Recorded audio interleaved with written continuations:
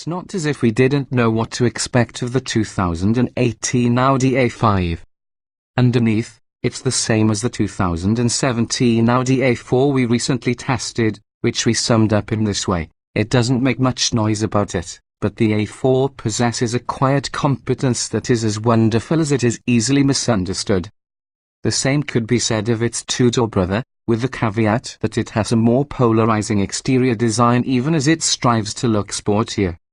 As we noted in our review of its hotter sibling coupe, the S5, the A5 takes the outgoing car's shape, one that was among the aesthetic highlights of early 21st century automotive design, and amps up the contours until our visual meters flirt with the red zone. Audi's second-generation MLB platform underpins the A5, so when it gets here next year as a 2018 model in US trim, it will share the A4's 252 horsepower 2.0-litre turbocharged four-cylinder engine, and that's no bad thing. European models also offer a complement of diesel power plants and a lower power version of the 2.0-litre gasoline four-banger. If you've spent time in most any recent Volkswagen product, the character of the engine will seem familiar.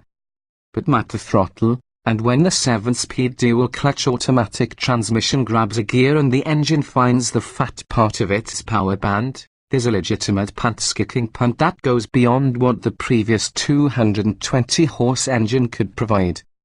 And, oddly, the new A5 still offers the dual-clutch gearbox, while the supposedly sportier S5 now relies on a conventional 8-speed automatic.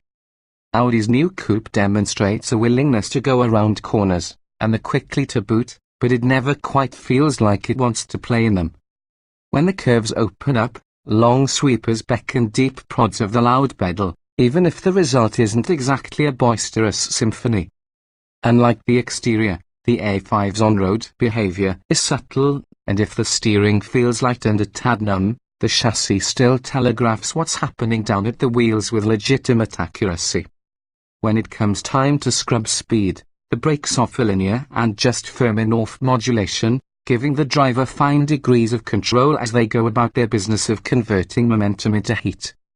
Inside, the A5 follows the TT, the Q7, and the A4 into the maxi electronic dash era, providing myriad ways to display pertinent visual information, including in the TFT screen in the instrument panel, directly ahead of the driver.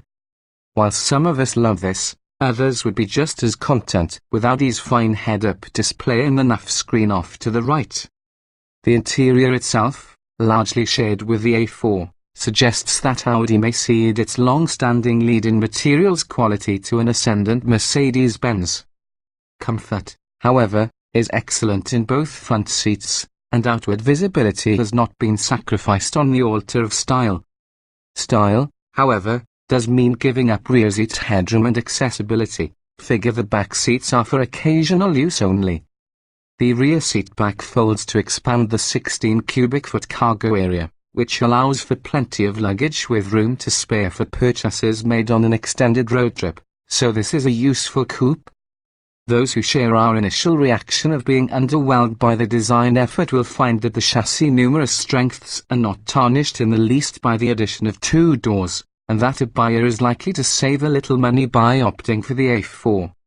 Just how much, we can't say, since US pricing is yet to be announced, but we expect the A5 to start somewhere around $44,000 when it arrives next spring.